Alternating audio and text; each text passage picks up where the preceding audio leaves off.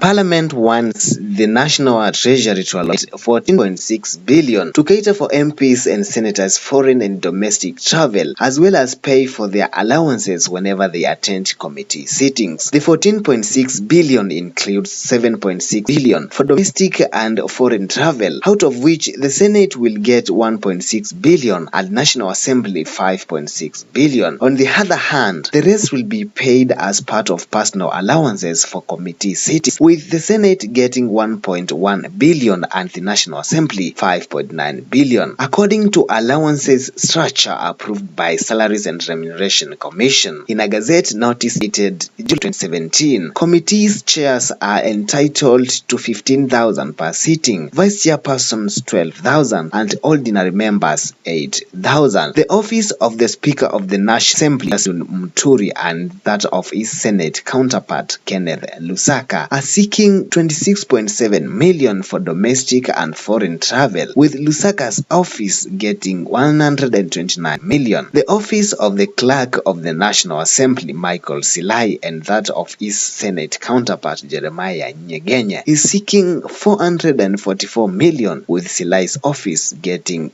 251.2 million. The two offices are also seeking 1.8 billion for personal allowances and in various committees that are paid as part of salaries. PSC Secretariat, which is chaired by Justin Muturi, is also seeking 99.8 million for domestic travel and 94.9 million for foreign travel, while for printing and advertising expenses, the committee is 10.5 million. Constituency offices for members require 6.1 billion, out of which 4 billion will be for wages and salaries for temporary staff. Legal department getting 105.1 million. Parliamentary budget office 153.6 million. National Assembly Sergeant at Arms office 1.8 million and Sergeant at Arms office 89.5 million. The funding requests come after PSC requested for 43.6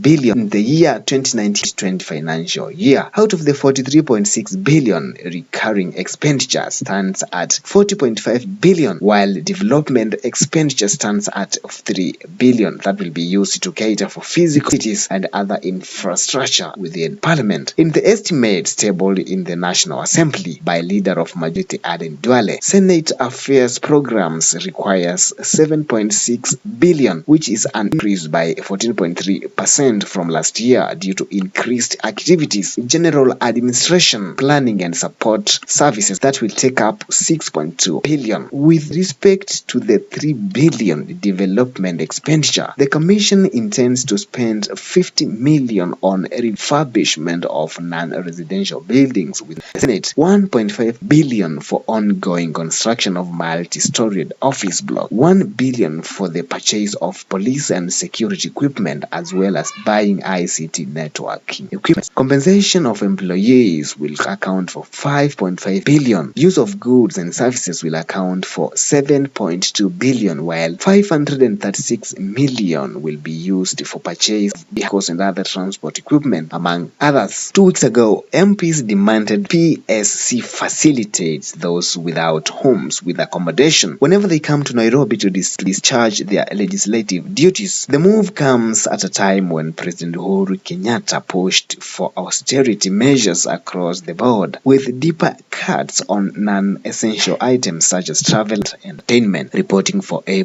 Media, my name is Charles Mwendwa.